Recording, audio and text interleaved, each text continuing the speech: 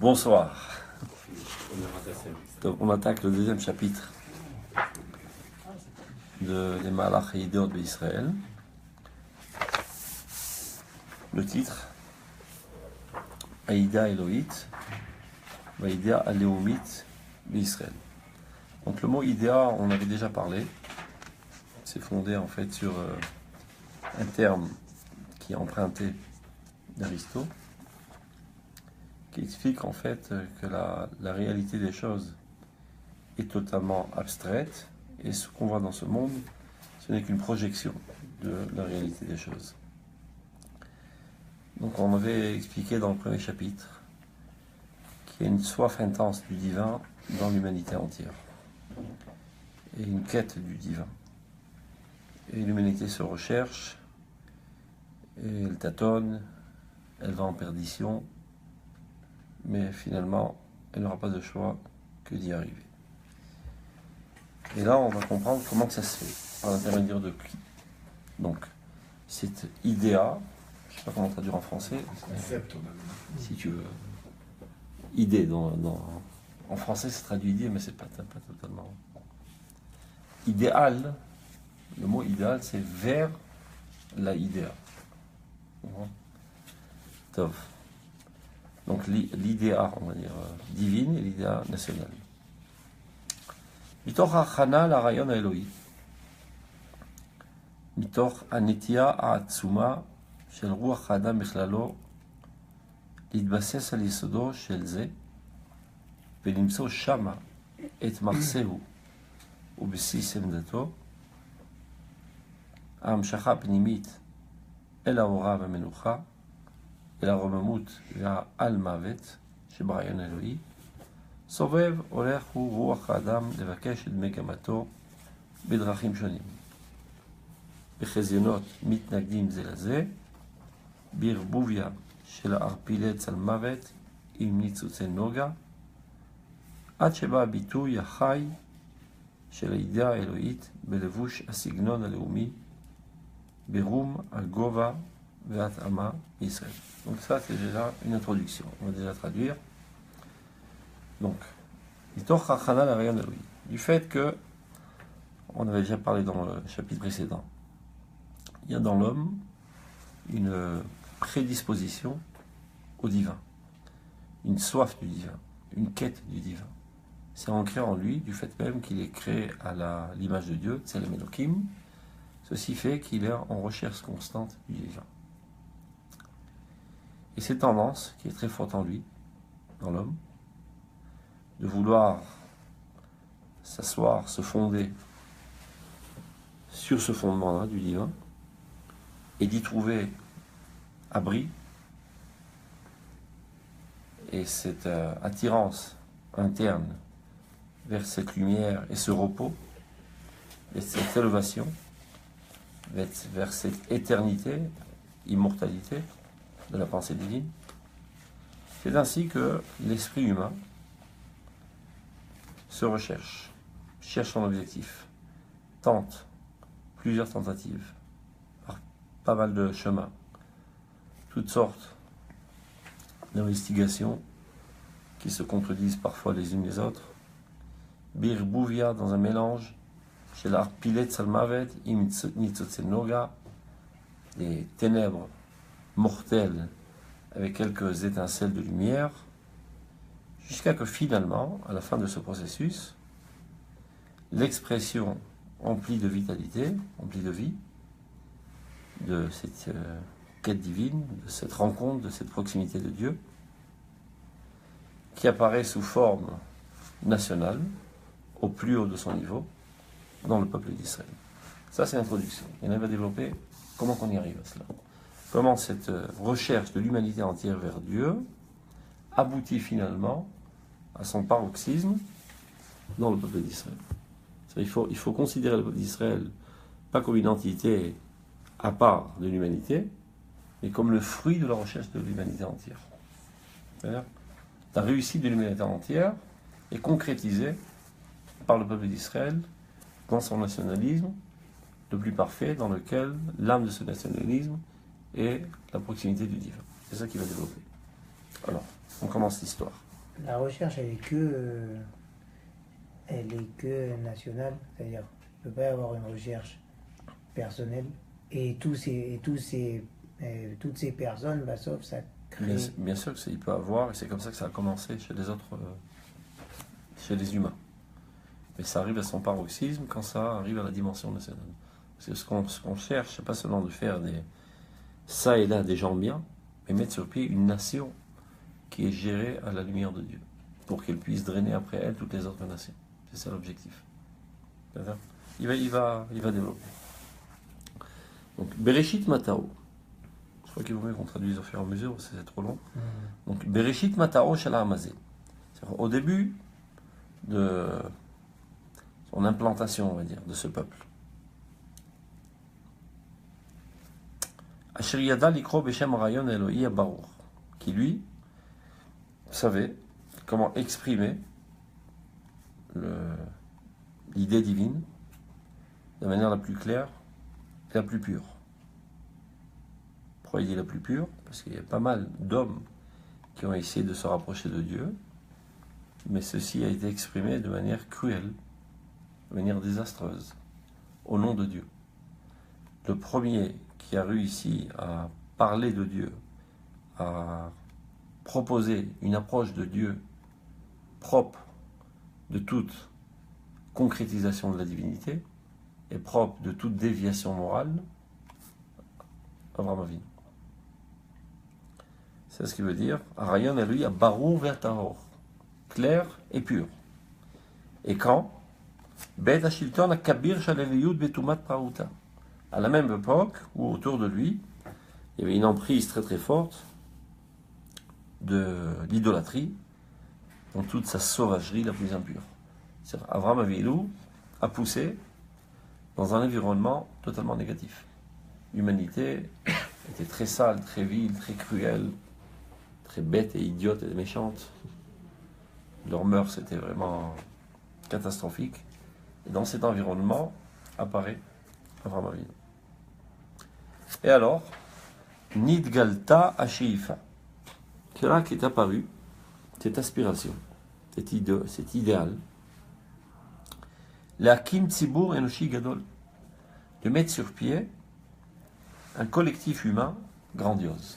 Pas seulement mettre sur pied des individus bons et droits et saints, mais mettre sur pied une nation qui soit un prototype qui va donner l'exemple aux autres peuples comment on peut gérer une société à la lumière de Dieu, selon la morale de Dieu.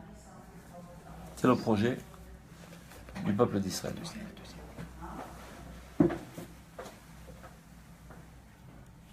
C'est-à-dire אז נתגלתה השאיפה להקים ציבור אנושי גדול, comme Dieu le décrit dans le Passouk, אשר ישמור את דרך השם לעשות צדקה ומשפט.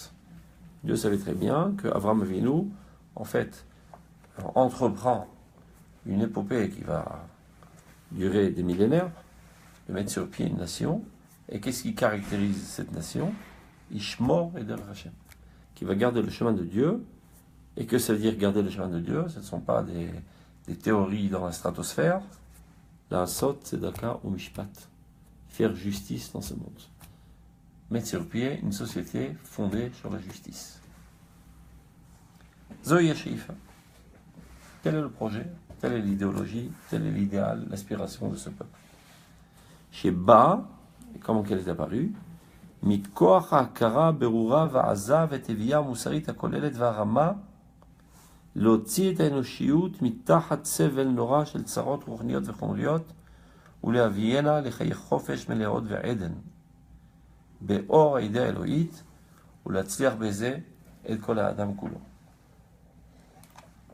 C'est-à-dire, qu'est-ce qui a motivé Abraham Avinu à faire ça?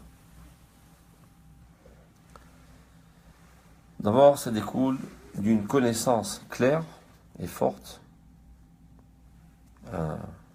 une quête de moralité générale, collective et très élevée, mais pas seulement pour lui, pour sauver son âme de cet océan de cruauté. Non, c'est pas ce qui intéresse Abraham Avinu. Leotzi et Enoshiyut, pour sauver l'humanité entière. qui succombe sous un fardeau redoutable de souffrance, aussi bien spirituelle que matérielle, et de l'amener, l'humanité entière, à une vie de liberté, remplie de splendeur, de délices, à la lumière de cette idée divine, de ce concept, de cette approche divine. Et ainsi, faire réussir l'humanité entière, faire aboutir l'humanité entière à une réussite. C'est ça ce qui intéresse Avraham Avinu, et c'est ça qu'il a inculqué dans le crâne de ses enfants, de ses petits-enfants, et de toute la continuité du peuple d'Israël. Notre vocation est de sauver l'humanité, d'amener l'humanité à son aboutissement le plus réussi. C'est le rôle du peuple d'Israël. C'est-à-dire, si on trace une ligne verticale qui traverse toutes les couches de l'histoire du peuple d'Israël, c'est toujours le même motif qui revient. Comment bonifier le monde, améliorer le monde. Bien qu'on n'ait pas de jour reconnu, on est haï, on est brimé, on est opprimé, etc. Peu importe, on n'en fait pas cas et on continue dans notre lancée et on ne perd pas espoir. Et on est tellement agrippé à cet idéal, c'est ça ce qui nous donne la force de vivre. Même dans les situations les plus critiques où il n'y a plus de raison d'être, eh ben, notre amour de l'objectif moral, c'est-à-dire d'amener l'humanité à la morale, est encore bien plus fort en nous que l'amour de notre propre vie. On est prêt même des fois à renoncer à notre vie pourvu que le message de la moralité continue d'exister. Kiddush Hashem. À travers toute l'histoire, le peuple d'Israël était prêt, sans trop hésiter, à donner sa vie pour sanctifier le nom de Dieu. Par principe, de ne pas renoncer à la volonté de Dieu. Peu importe que on va raccourcir ma vie de 10 ans, 30 ans, 40 ans, c'est pas la fin du monde. Mais au moins, cet idéal du peuple d'Israël continuera d'exister et il ne succombera pas sous les menaces et sous les égoïsmes. Mais non. Ça, c'est la définition même de l'idéal du peuple d'Israël, qui n'est autre que l'idéal divin dans ce monde, de transformer ce monde en un monde bon, dans lequel il n'y a pas de guerre, il n'y a pas de mal, il n'y a pas de cruauté, etc. Mais non. Comment faire pour aboutir à cela? Les milouages al Shifazou, pour pouvoir remplir cette aspiration, la concrétiser. Tsarich Dafka, il faut spécifiquement, chez Tzibourze, Yebal Medina politique et sociale, mais qui c'est Mamlacha Leumit, Berum Atarbut Enoshit, Am Chacham Benavon, Egoy Gadol, והאידאה האלוהית המוחלטת מושלת שמה ומחיה את העם ואת הארץ במאור חייה. C'est-à-dire, pour pouvoir réussir ce projet, eh ben, on ne peut pas envisager de le réussir d'une autre manière qu'en mettant sur pied une nation. On aurait pu envisager d'autres figures. On aurait pu dire peut-être qu'on va faire une association d'idéalistes qui vont donner des conférences à travers le monde et d'enseigner la morale. C'est voué à l'échec. C'est pas ça qui va changer le monde. Pour pouvoir changer le monde, il faut mettre sur pied une nation. Une nation normale, qui a sa terre, qui a son armée, qui a son industrie, qui a sa technologie, etc. Et en dessus de tout cela, qui a sa morale, qui a son idéal moral. Ce n'est que comme cela qu'il peut avoir une influence effective sur le monde. Car le monde n'est pas un méli-mélo d'individus, mais c'est un puzzle qui est construit d'entités nationales. Et ce qui trace la lignée de l'histoire, ce sont ces entités nationales. Les gouverneurs politiques, ce sont eux qui décident quoi faire et quoi ne pas faire. Donc pour avoir une influence sur le monde international, encore faut-il faire partie de ce monde international. Donc il faut avoir une tribune nationale. pour pouvoir parler, pour pouvoir exprimer notre message. Donc Dieu demande à Abraham Avinu, qui lui s'est éveillé à cet idéal et qui a compris, rempli de bonté, de vouloir élever le monde. Très bien qu'il y ait de la bonne volonté, encore aussi faut-il être réaliste. Pour réussir,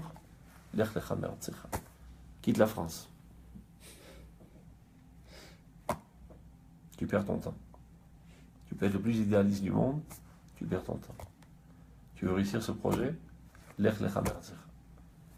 quittons le pays dans lequel tu es né, et la terre que je t'indiquerai, et là-bas, je ferai de toi une grande nation.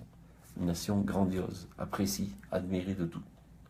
Grandiose, aussi bien dans ses aspects matériels. Bon, aujourd'hui on est en bonne route, l'État d'Israël devient une puissance économique incomparable. Rien que cette semaine, on a vendu mon père il a à 15 milliards de dollars. C'est pas mal.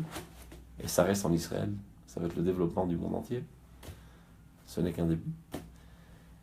Mais c'est pas ça l'essentiel d'Israël. L'essentiel d'Israël, c'est la plus-value de sa moralité. Donc c'est ce qu'il dit là. C'est ça ce que Dieu propose à Abraham Avinu. Lech lecha l'artzecha, ve'esra l'ego gedol. Et après, venivrichu becha kol mishpachot adama. Ce n'est que comme ça que seront bénis, seront bonifiées les autres nations du monde, car ils auront un exemple vivant d'une société normale, comme eux, mais qui, elles, se conduisent à la lumière du message divin. Ça se fait qu'au jour d'aujourd'hui, pour l'instant, c'est vrai qu'on commence à nous prendre au sérieux au niveau technologique, etc. Mais c'est vrai que pour l'instant, au niveau moral... Au niveau moral, on a l'armée la plus morale du monde. Mais évidemment, mais ça veut dire sous la tribune, on n'entend pas... On n'oublie pas qu'on fait nos premiers pas. Après avoir été enterrés sous terre pendant 2000 ans, on était des ossements desséchés, on commence à revivre. Donc on titube un petit peu, mais même dans cette situation, en titubant, on se trouve déjà des années-lumière plus haut que tous les autres peuples du point de vue moral. Et on ne fait que commencer. Ils ne le reconnaissent pas. Ils ne le reconnaissent pas. Ils le reconnaissent, ils sont jaloux. Oui, c'est ça. Et donc ils calomnient. Par jalousie. Par délégitimation de leur existence. Mais c'est pas grave. Là, il ne parle pas de la triade du... Là, il parle de... Il parle d'Avraham Avinu. Avraham Avinu. Il ne dit pas là, les Minois, je sais pas d'autres... Quelqu'un, c'est-à-dire pour... Il explique que pour pouvoir réussir ce projet d'élever l'humanité entière, il faut mettre sur pied une nation. Donc, et pas seulement un. Il parle pas dans le passé, il parle dans le futur.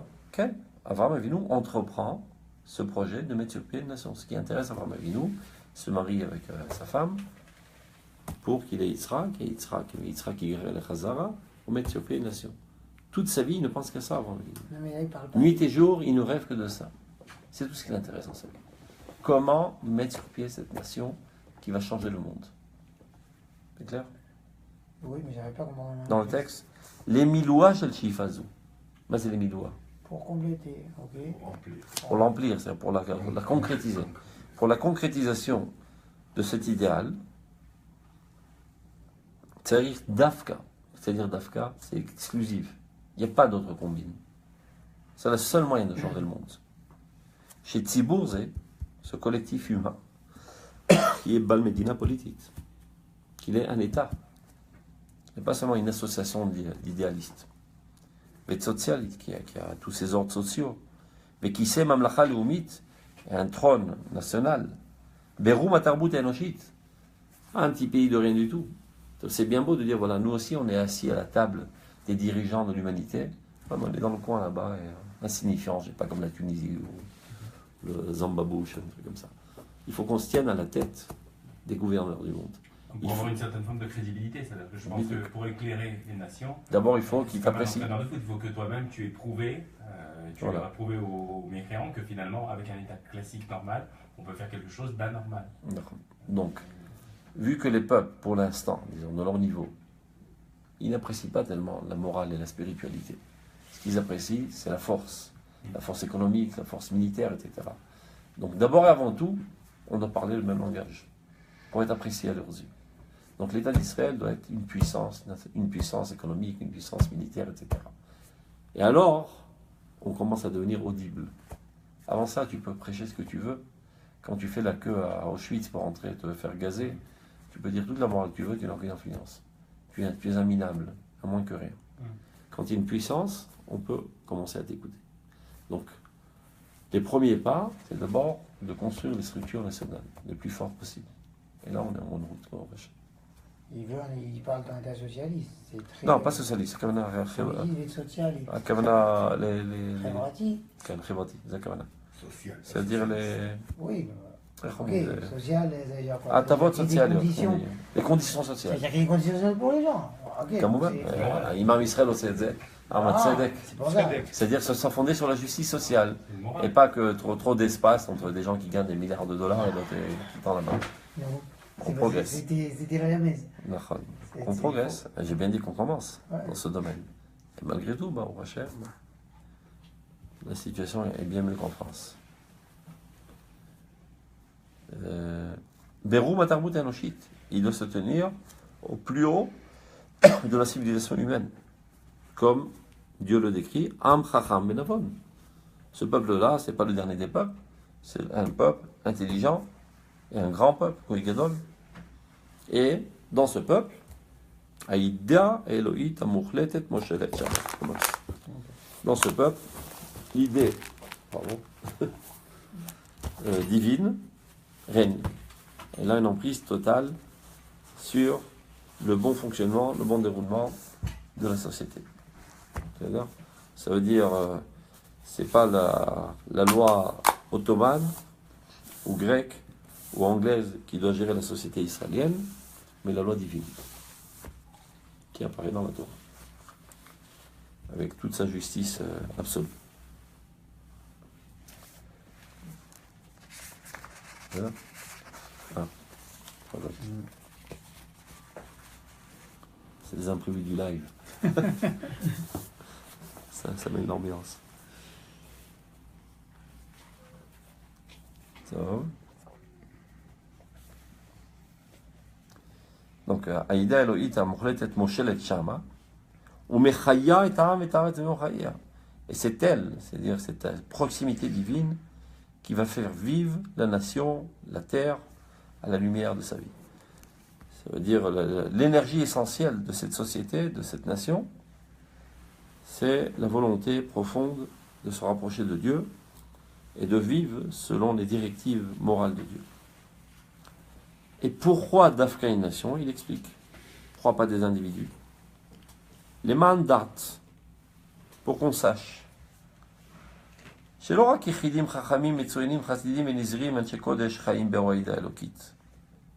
Que pas seulement des individus intelligents, Metsuyan, on dit Metsuyan, Géniaux. voilà, génial, des grands saints, des grands ascètes, des gens de sainteté, sont capables de vivre à la lumière de Dieu.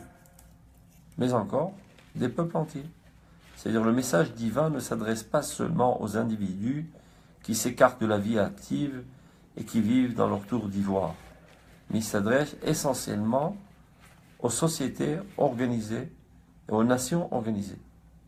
Metoukanim, pas des pays qui vivent dans l'abandon total, dans la pauvreté, non, des pays au top du modernisme, au Meshochlalim, Bechol Tikkun Tarbut, au plus haut de la civilisation, Ve'yeshuv Amedin, et de l'organisation nationale.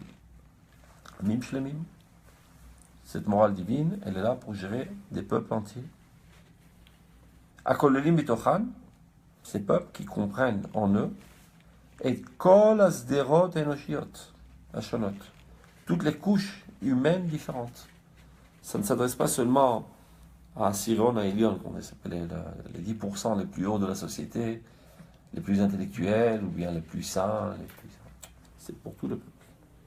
Min rum intelligentsia monotit aprushit, המשכלת הקדושה, עד המערכות הרחבות הסוציאליות, הפוליטיות והאקונומיות, ועד הפרולטריון לכל פלגותיו, אפילו יותר נמוך ומגושם.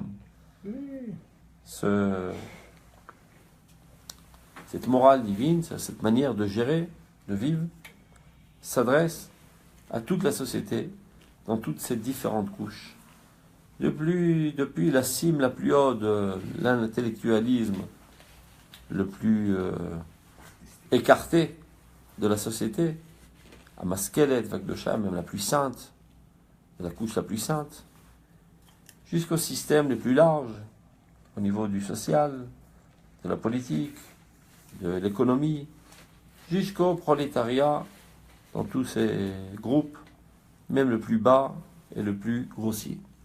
Tous font partie. D'abord, el kol adat ben Israël, Dieu dit. La Torah, elle est pour kol adat ben Israël.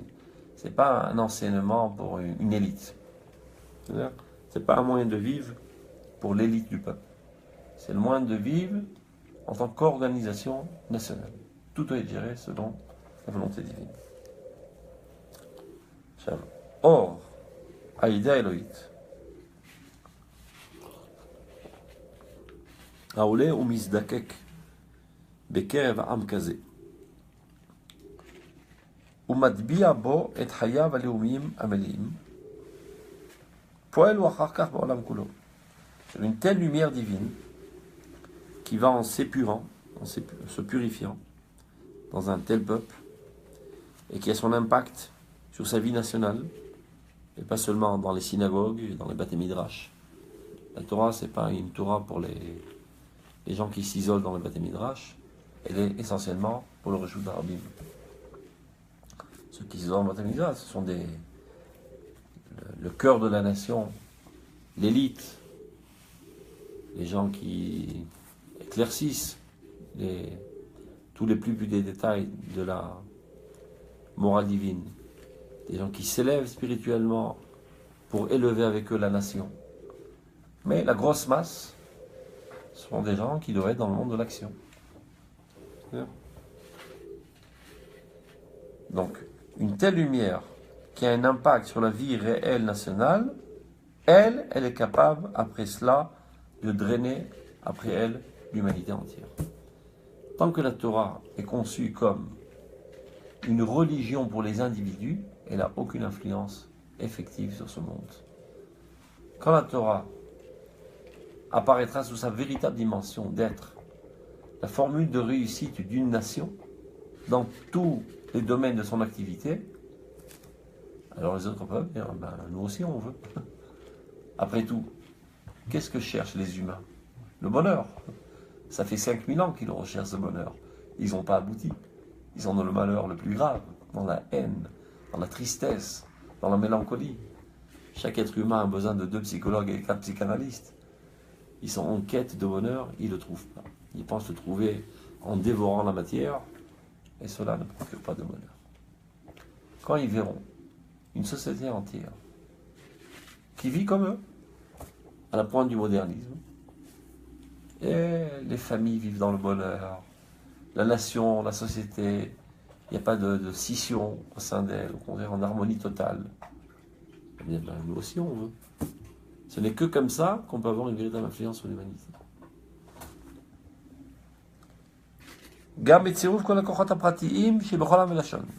Et alors là, une fois qu'il y aura cette centrale de divinité dans le monde, de manière réelle politique, sur le globe terrestre, pourront s'y joindre des individus idéalistes des nations ça et là. Chassidé au Olam. Des gens qui vont dire, waouh, ce peuple-là, je peux faire un plaisir de l'aider. Et d'avoir le mérite de participer à cette épopée extraordinaire. Il y en a eu dans l'histoire. Car toute l'histoire, et essentiellement ces derniers temps, à l'époque de notre Renaissance nationale, par exemple, Lord Balfour, qui est devenu amoureux fou du peuple d'Israël, et qui s'est investi pour la reconstruction du foyer national juif en Eretz Israël. Lord Wingate, pareil, a été envoyé par les Britanniques ici pour démanteler le foyer juif, pour empêcher que les juifs n'arrivent, chas et shalom, à leur souveraineté nationale. C'était des salauds, les Britanniques. Ils ont été mandatés par la SDN pour nous aider à édifier notre nation. Donc c'était notre tuteur. Et comme toujours, le petit orphelin qui est sous la garde du tuteur, finalement le tuteur lui pique tout son fric et le jette au chien. C'est exactement ce qu'ont fait les Britanniques. Donc ils ont envoyé ce Lord Wingate, qui était un vaillant guerrier, qui a gagné énormément de combats à travers le monde. Mais comme c'était quelqu'un de très sérieux, donc on l'a envoyé en mission, il s'y prépare comme il le faut. On dit, si je dois arriver en Eretz Israël, je veux savoir c'est quoi ce peuple d'Israël, pour bien connaître leur mentalité, etc. Donc le meilleur moyen, c'est d'étudier la Bible, pour savoir quelle est la culture de ce peuple. Donc il se met à étudier la Bible, il tombe amoureux fou du message biblique, et par là même du peuple d'Israël, et donc ça devient un traître. Il est envoyé pour empêcher l'édification d'Israël, il s'investit nuit et jour pour aider les Juifs à arriver à leur indépendance nationale, édifier leur armée, etc. Ça a commencé déjà, il avait fait des brigades de Juifs pour combattre contre les terroristes arabes. Il a même voulu faire une armée juive en Eretz Israël pendant la guerre mondiale, etc. Au début, les Juifs étaient très suspicieux parce qu'ils avaient un petit peu peur des Britanniques. Donc il a dû les supplier, leur embrasser les pieds pour qu'ils lui font confiance. Et il écrit lui-même. Il dit, j'ai un gros dilemme. D'un côté, je cherche le bien de ma nation, étant fidèle à ma nation. Mais d'un autre côté, le peuple d'Israël est censé apporter du bien à l'humanité entière. Donc entre le bien de ma nation et le bien de l'humanité entière, j'opte pour l'humanité entière, et tant pis pour l'Angleterre. Quand ils se sont rendus compte qu'il ne remplissait pas sa mission, ils l'ont écarté d'ici, et ils ont marqué dans son journal, dans son tic, interdiction de revenir en Terre Sainte. Ils l'ont envoyé, je ne sais pas, en Chine faire des combats, il est mort dans un des combats. Donc on a eu des gens comme ça, qui ont compris la vocation universelle du peuple d'Israël et qui se sont donnés corps et âme. Et à travers toute l'histoire. Donc d'abord cette centrale nationale, après, Betsirouf kol hakochot hapratim. Peut s'y allier toutes les forces individuelles qui se trouvent dans tous les autres peuples. Bekol makom shehem, peu importe où ils se trouvent. Shehu nimsaim tamid moarim beorazu. Vechaim ba. Il y a parmi les peuples des gens qui sont amoureux de Dieu, qui sont en quête de Dieu, en quête de morale. Et donc eux, ils se lient au peuple d'Israël, sans d'Afka se convertir au judaïsme. Il ne faut même pas les motiver à se convertir au judaïsme. Il vaut mieux qu'ils restent des bons goy que des juifs à très réussis. Ça fait un peu du Kérénididout, ça. Hein. Ah, la quoi? Ça fait un peu du Kérénididout. Nédidout? Kérénididout. Tu vois, les évangélistes. Kérénididout, c'est des salauds. Ron, mais, Clair et net. mais quand C'est tu des les entends missionnaires. parler, c'est des amoureux. Ce sont des missionnaires qui se déguisent en amoureux d'Israël. Ils ont fait une grande pub dans un maudit là, pour aider à Alia, recevez une bourse, recevez ça, recevez ci, recevez ça. Kérénididout, c'est du missionnarisme en Ils n'ont pas marqué association. Et malheureusement, se tient à la tête un juif qui se fait appeler Rav. Et on l'a pris la main dans la poche. Une fois, ils l'ont filmé en train de donner un discours devant des prêtres, leur disant c'est dommage de perdre votre temps à essayer de convaincre les juifs d'Israël au christianisme. Il y a une meilleure tactique pour les rapprocher. Quand leur tomberont des scades sur la tête, vous construirez des abris sécuritaires. Et donc quand un juif est effrayé de peur de mourir par un scade, il couvre l'abri, il voit qu'il n'y a rien de doute, il s'amourachera de toute manière, encore mieux que tous les discours. Démoclate, et je t'arrête.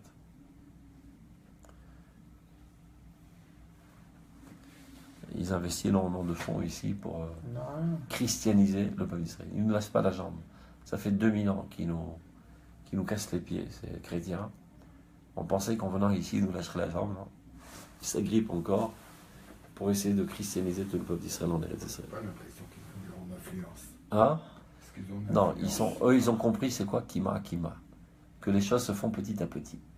D'abord, il faut écarter toute suspicion, parce que les Juifs, après 2000 ans d'exil, ont développé une certaine suspicion envers les chrétiens, pour le moins qu'on puisse dire.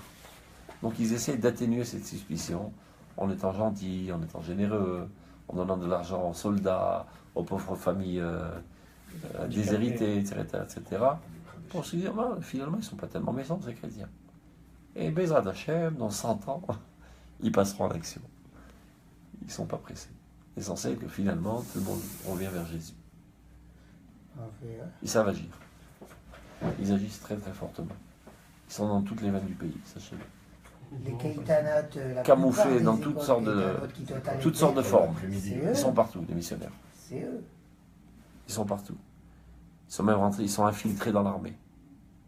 Chaque soldat, il reçoit un cadeau pour Pessah, etc., etc. Kérénie des doutes. Le fond de l'amitié chrétienne juive. Et après, il passe par l'intermédiaire du Misrad Arevach, comme on appelle ça en français, le ministère des Affaires sociales. Après, il leur dit, tu sais, on va vous alléger la tâche. Au lieu qu'on vous donne l'argent et vous vous distribuez aux pauvres, donnez-nous déjà la liste des pauvres. On s'en occupera tout seul. Donc il débarque chez lui avec un beau cadeau, il lui laisse un livre sur la table. Ils savent travailler, mais qu'ils sont. Ils sont partout.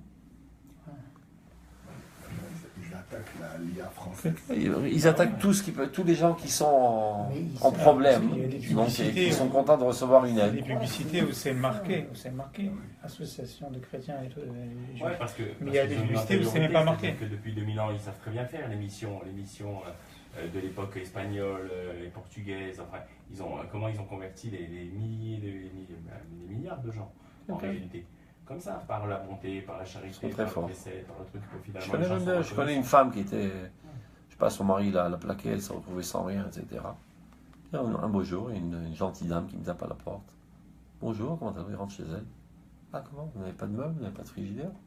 Pas de problème, on y va tout de suite. Elle l'amène au super, elle lui achète un frigidaire, une machine à laver, elle lui meuble toute sa maison. On est des bonnes amies. Ouais. Elle lui a acheté son amitié.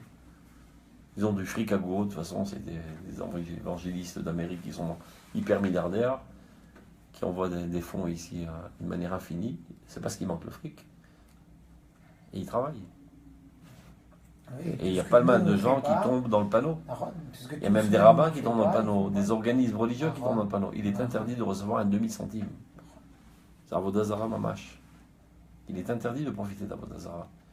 Et non seulement c'est Avodazara, ça veut dire, si toi, en tant que rabbin, tu reçois de Grénédidout, donc ça légitimise Grénédidout, donc les gens plus simples vont dire, aucun problème, voilà. Cet organisme, ce rabbin, cet échival a reçu de l'argent, ce yeshou a reçu de l'argent, ils savent bien ce qu'ils font, non? Donc tu fais tomber. Supposons que toi, tu es assez astucieux pour te dire, je prends leur fric et qu'ils aillent au diable. Mais pas tout le monde est aussi astucieux que toi, il y a des gens naïfs, donc à cause de toi, ils vont tomber dans le panneau. Donc par cupidité, de recevoir 100 000 $, tu envoies à la mort 100 000 juifs. Des simples, des naïfs, qui n'y connaissent rien. C'est très très très grave. Il a raconté, je sais pas, il y a 30 ans de cela. Il y a un qui débarque chez lui, il a vu la yeshiva Teret Kohanim dans un état lamentable, etc. Bon, tu sais quoi Teret Kohanim? Ah, tu connais. Monsieur le rabbin, si vous voulez, eh ben, je vous donne un budget pour les 30 ans à venir. 10 millions de dollars par an, un truc comme ça. Vous savez ce que je lui ai dit? Non. 300 millions de dollars? Non. Donc on a une Torah avec SF. Si j'avais de l'argent, j'aurais fait une super yeshiva, j'aurais eu 100 000 talmidim, etc., etc. Ça, c'est les Tzara qui dit ça. Parce que toi, tu as tes talmidim, mais tu envoies à la mort 3 millions de gens naïfs qui vont être christianisés à cause de toi. Donc il ne faut pas succomber aux pressions et aux tentations et toutes leurs astuces. Ils ont déjà une réussite sur le terrain. Ils sont partout. Bien sûr, ils sont partout. La synagogue des Éthiopiens. Ils sont partout. C'est eux, Kérénédidout. Ils ont tout racheté. Hatzala, tous les organismes de trucs, c'est acheté par les de côté de Havot Israël. Donc les gens succombent. C'est écrit. Nitram a aidé Kérénédidout. Les Éthiopiens qui y sont, ils ont changé déjà de. Je sais pas, mais en tout cas. Mais c'est à longue échéance. D'abord, je dis ce qu'ils font lever, c'est la suspicion. Et après, ils t'apportent un cadeau pour la fête, et dans le cadeau, ils te donnent une petite roverette, et puis ils sont très forts dans les roverettes. Ils sont très très forts. Ça veut dire ils savent comment travailler. Si c'est un groupe Nachman, tu sais quoi Nachman, Baslav là, Donc ils apportent une troverette avec une source d'eau qui coule, etc. Et c'est du christianisme. Des fois, ils te mettent la photo du rabbin de Lubavitch. Non. Quand il vient chez les religieux sionistes, il met des photos avec des enfants sur les glissades, une kippa sruga, etc. et un soldat. J'ai reçu dans ma boîte aux lettres, moi, une fois, un livre, Chidushim à la Rambam. Extraordinaire, je commence à lire. Extraordinaire, c'est très profond. Hop, tout d'un coup, un nouveau Rambam. Il commence à parler de Jésus, etc. Ouais. Ok. À la fin du livre, comme ça, il y a eu le temps de tout avaler d'abord. Entre les interstices et entre les lignes, il te bourre le crâne. À Kiryat Moshe. Ils savent qu'à Kiryat Moshe, il y a plein de gens qui étudient la Torah, donc c'est l'astuce. Ils travaillent, c'est des pros. Et aussi ils savent comment travailler. Top, revenons à notre sujet. On ferme la parenthèse.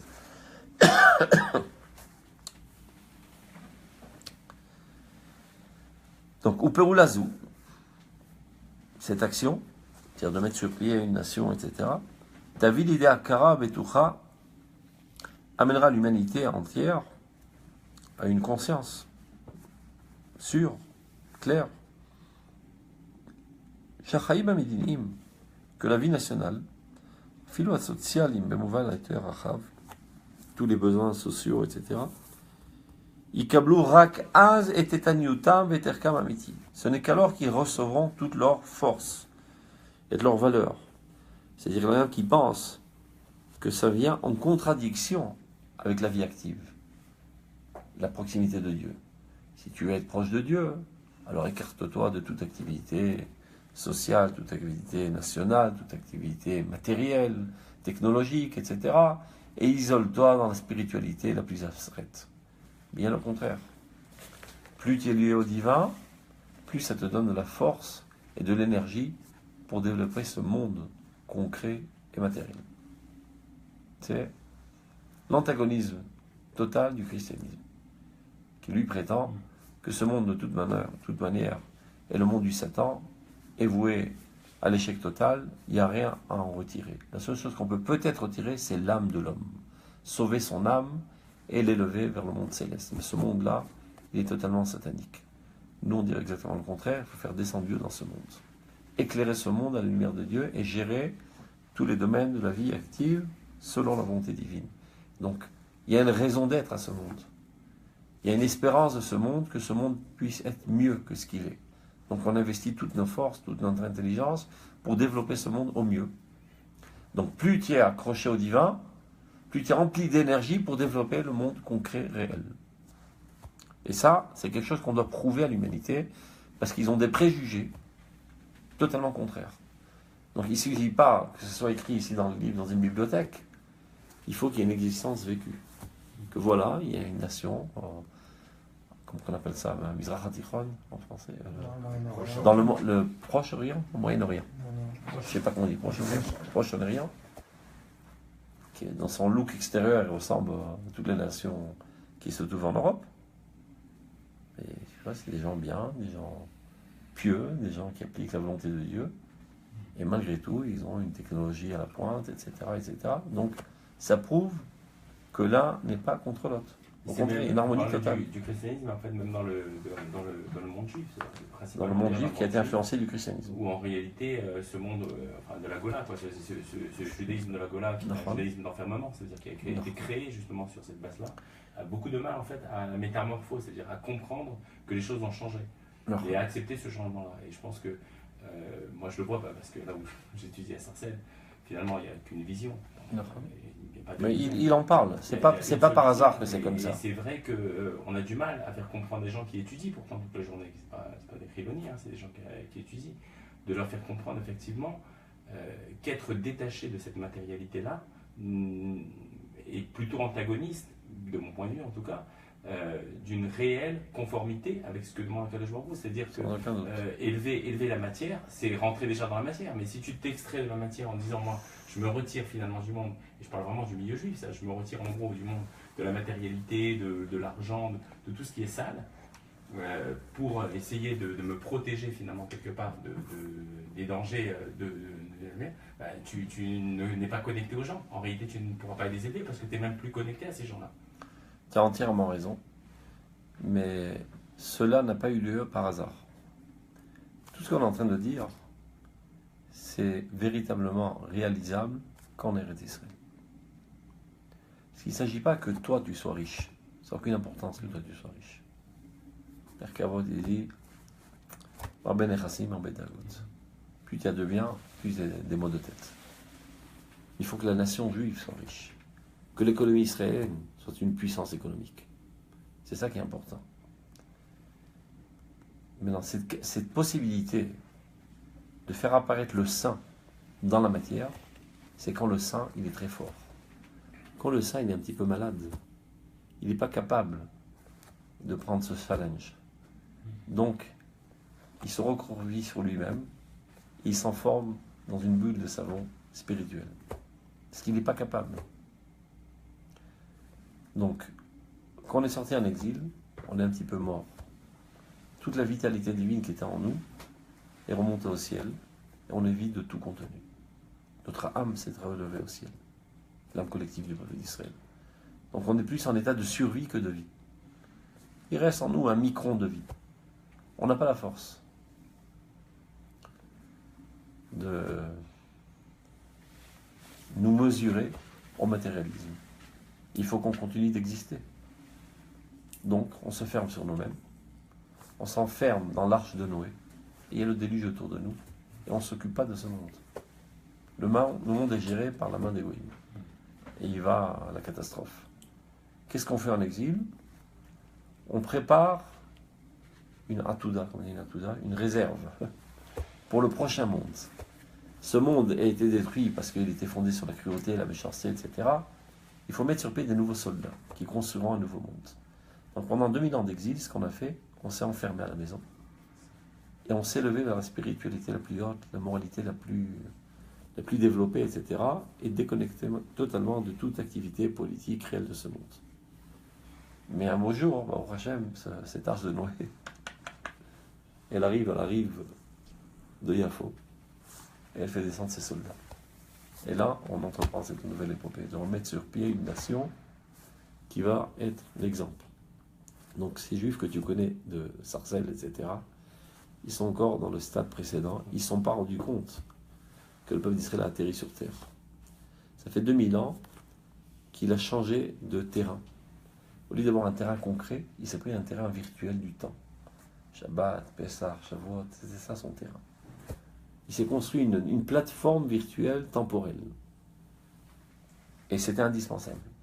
Parce qu'on ne voulait pas mettre la main à la pâte de la politique universelle tant qu'elle est gérée par des Réchaïm. Aujourd'hui, on revient en Eretz Israël, on doit mettre la main à la pâte. On doit remettre sur pied notre entité nationale, elle doit être la plus forte. Et chez nous aussi, comme on rapporte les Juifs d'un petit peu partout, c'est vrai qu'ils ont été exilés pour guérir de la maladie qu'on avait, mais ils ont attrapé dans l'hôpital pas mal de maladies d'égoïsme. Donc, en arrivant en Eretz Israël, on doit se nettoyer. Entre-temps, il y a pas mal de gens qui se ramènent toutes sortes de maladies. Donc, c'est pas tout de suite que notre dimension spirituelle, morale est mise en évidence. D'abord, avant tout, on s'adonne à la construction des structures. Entre-temps, les yeshivot se construisent, les gens étudient la Torah est divulguée dans la société israélienne. Au fur et à mesure, le niveau de spiritualité est en train de grandir, celui qui va passer est aveugle. C'est-à-dire, si à l'époque, au début du sionisme, il n'y avait même pas 1 ou 2% de religieux, aujourd'hui on arrive déjà à 40%, et l'étude de la Torah aujourd'hui, ça en veux-tu, en voilà, toute la date Hachem est déversée sur toute la société israélienne, ce n'est qu'une histoire de temps, on est en bonne route. Donc on comprend pourquoi ils réagissent de la sorte, ils ne peuvent pas comprendre. Et Bémet, ils ont raison. On n'a aucune envie de développer la France, ni encore l'Allemagne, ni encore l'Amérique. Il faut développer l'État d'Israël. Le problème, c'est quand ils arrivent ici, ils ne font pas le switch. Ils habitaient en Pologne, ils viennent ici, ils font un quartier, ils l'appellent Ramot Pauline. Pour eux, c'était qu'une translation géographique, mais ils n'ont pas compris que ça doit être une mutation psychique. Une nouvelle approche de Avodat Hashem. C'est-à-dire C'est même physiquement. Ils ont encore des Streimel et tout, ils vivent comme s'ils vivaient en Pologne, alors qu'en Israël, c'est-à-dire qu'ils n'ont pas compris qu'ils ont changé de lieu.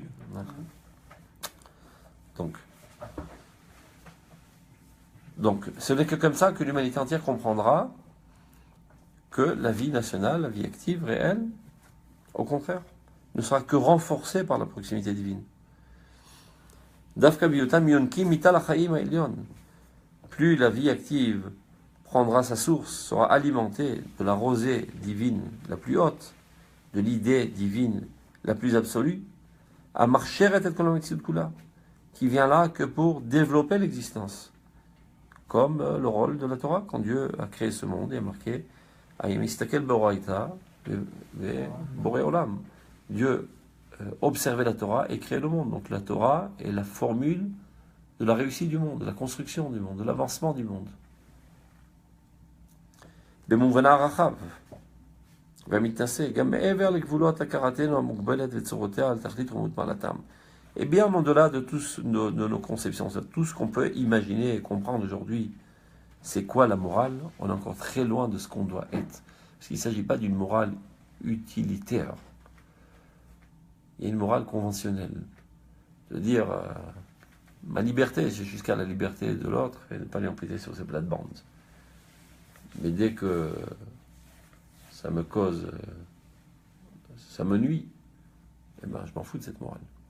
Ce n'est qu'une morale utilitaire. On parle d'une morale divine, d'une morale absolue. Ça veut dire, même dans le développement de nos traits de caractère, de dire qu'il faut être calme et pas coléreux, et zélé et pas fainéant.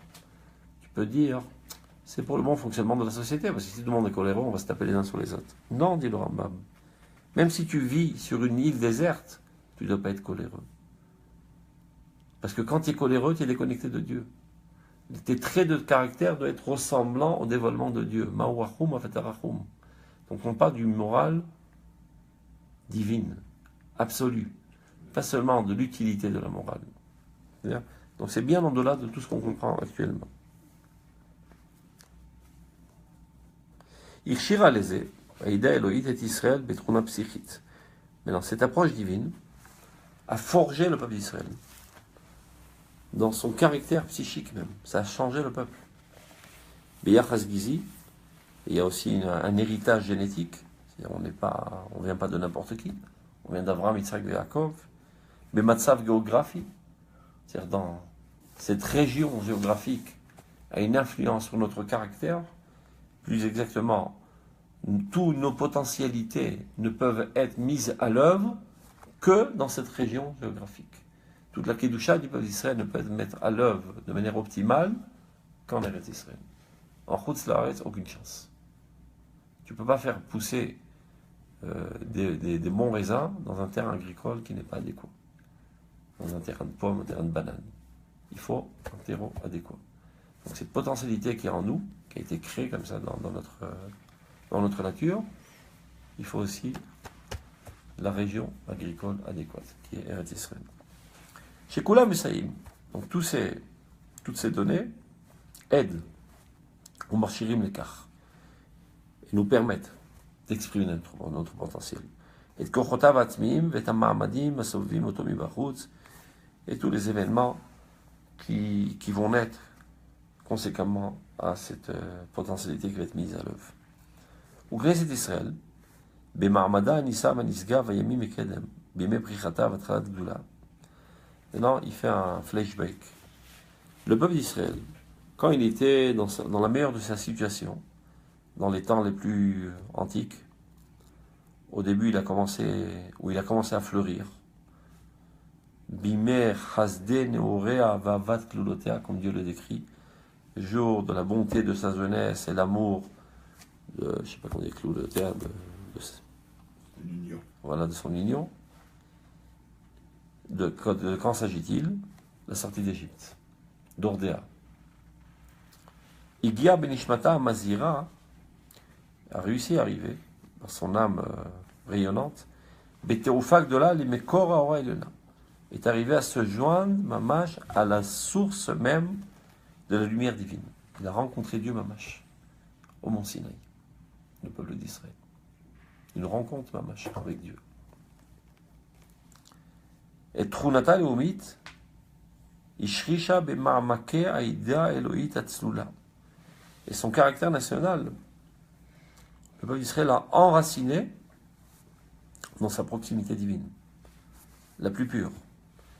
Bechol La'avat Esh Oz Avata, avec tout le flambeau de son amour envers Dieu, ובכל תפארת עוד רם גבורתה, et dans toute la splendeur de sa puissance. Lim birken noga, chatma la et chotam leumiuta, c'est-à-dire à la lumière de cet enthousiasme, de cette quête de Dieu, de cette proximité de Dieu, c'est ainsi que le peuple d'Israël a forgé son nationalisme. Le nationalisme d'Israël est la projection dans le concret de sa proximité divine. Ou be'otsar idea leumit shela, nigneza nizra idea leumit. Dans le plus profond de son nationalisme, dans le trésor le plus interne de son nationalisme, a été enfoui son approche divine. Betachlit akisharon. Et la shichlou, la elion, la gamour, amir et taolam kulo b'kvodo, de la manière la plus développée, qui est capable d'éclairer le monde entier.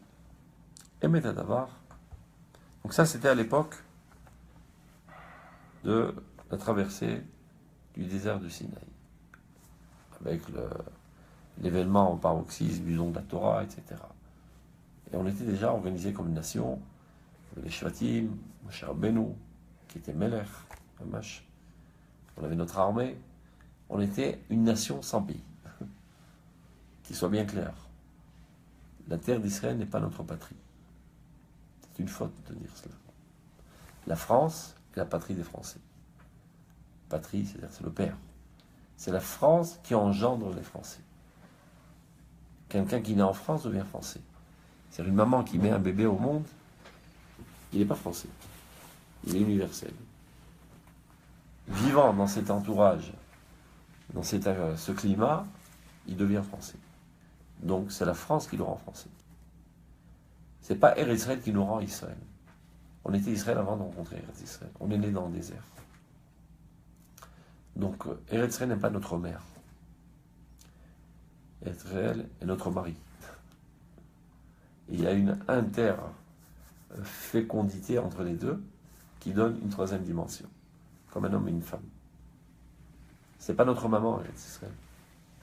On a notre valeur intrinsèque, Eretz Israël aussi. Il s'avère qu'au plus profond de notre être, c'est la même âme qui nous fait vivre et qui fait vivre Eretz Israël comme un homme et une femme. C'était la même âme qui était dans le monde céleste, qui s'est divisée ici en deux corps, et voilà qui se retrouve et qui donne naissance à un bébé. De même, il y a l'âme du peuple d'Israël, qui est la moitié de l'âme qui se trouve dans la terre d'Israël. Il y a une retrouvaille. Et ça fait apparaître la névoie, qui est notre vocation essentielle. Donc on d'arriver en Eretz Israël, d'édifier notre royaume, et d'être ainsi à la lumière de l'humanité entière, etc. Ouais, mais comme tout rêve, comme tout idéal, quand on commence à le concrétiser, il se rapetissit, il se souille, il se saigne. On n'y peut rien, c'est toujours comme ça. Donc, Emet Adavar, il est vrai. שאחרי שכבר יצאה התכונה הלאומית לעולם ונתגלמה בהוויה מוחשית, quand ce caractère national est apparu dans ce monde et s'est concrétisé dans le monde sensuel, Kantala Gambe Israël, Saba Zechut Kiyum Vavaya, Mitzdadim Shonim ou Mefuzarim, c'est-à-dire le peuple d'Israël aussi, ça s'est apparu dans Israël de toutes sortes de manières. ומדי השתפלה בחביון עוז אלוהי להתעלר בארצות תחתיות, לקחה לה אורחות עולם כאלה המסתעפים מהמסיבות הסבוכות אשר לחיי החול, הכוללים את כל טבעיות החומר והרוח של האדם ושל החיה שבקרבו גם יחד. À partir du moment où on est rentré en Eretz Israël, après avoir tant espéré d'édifier notre royaume, qui était censé éclairer l'humanité entière, quand on a commencé à concrétiser cela, eh ben, les besoins journaliers de la vie active, ont fait qu'on s'est un petit peu embourbé dans la boue, avec les exigences du matérialisme, et même plus, ça a mis en effervescence l'animal sauvage qui se cache en nous, parce que dans chacun de nous, il n'y a pas seulement une tendance vers la montée et la spiritualité, il y a aussi des tendances agressives, sales, etc., etc. Et donc, ça a mal tourné. C'est ainsi que le royaume d'Israël a dévié de sa vocation. Et on est arrivé à toutes sortes de saletés, d'idolâtrie, de meurtres, d'inceste, etc. Donc la Khala Ochot Karim Kael, elle a pris manière de se concrétiser avec toute la complexité de la vie matérielle qui comprennent en eux toutes les exigences de la matière de l'homme et aussi à Chaya Shebekirbo, l'animal cruel qui se trouve en lui a été mis en évidence. Aval, et ça c'est le grand aval très important à comprendre. Gam Bechol Yeridotea, même dans toutes leurs chutes, toutes ces chutes de cette nation, L'on imchak minatruna leumit chotam mekora. Jamais, jamais, jamais n'a été effacé du contenu national l'impact de sa source. Parce que qu'est-ce qui a engendré cette forme nationale? C'est notre soif de Dieu, notre volonté de nous approcher de Dieu et d'amener l'humanité entière à cette morale divine. C'est comme ça que tout a commencé par Avraham Avinu. Pour ce faire, on a été obligé de traduire ça dans le concret national. Donc cette âme est toujours restée en nous, bien que dans les apparences extérieures, on ne la voit plus, mais elle se trouve toujours en nous. Et Dieu le dit toujours. Kular yafa rayati umum enbach. Tu es toute belle, ma bien-aimée, et tu n'as en toi aucun défaut. Dieu est aveugle, il ne voit pas l'inceste, le meurtre, etc. Ça, c'est dans les apparences extérieures des individus qui se laissent aller à leurs tendances animales, etc. Mais l'âme collective du peuple d'Israël, qui est à la source vivifiante de tous les individus, elle est toujours restée dans toute sa pureté. Et donc, étant elle toujours pure, un beau jour, elle rejaillira et nettoyera toutes les saletés. C'est-à-dire L'onimchak minatruna leumit chotam mekora. Ve'le'olam kayemet. Toujours, même dans les situations les plus critiques, les plus catastrophiques du peuple d'Israël, cette forme nationale prend sa source, est alimentée de cette âme toute pure qui est sa vocation de faire apparaître la volonté divine dans ce monde. Ça veut dire que même les expressions les plus sales, même l'hérésie la plus extrémiste, qu'on trouve dans le peuple d'Israël, c'est une quête de Dieu. C'est en fait un grand besoin de se lier à Dieu, dans toute sa pureté, dans toute son authenticité. Quand on voit des apparences un petit peu magouilleuses, et sales, et pas trop propres, de forme de Emouna, cette volonté de s'approcher de la divinité dans toute sa pureté, bombarde. L'hérésie, c'est-à-dire la kfira qui se trouve dans le peuple d'Israël, c'est un cri, un hurlement de volonté de s'approcher à Dieu de manière très pure.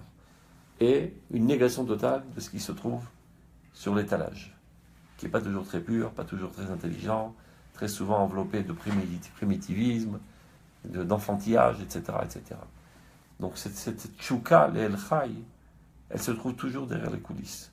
Bien que des fois elle apparaisse de manière totalement antagoniste, de manière contre l'Aïmouna. En fait, c'est l'Aïmouna la plus grande, la recherche de l'Aïmouna la plus grande, qui vient bombarder l'Aïmouna dans ses apparences les plus petites. Et qui va, elle, finalement, purifier l'Aïmouna. Parce qu'il y aura un choc.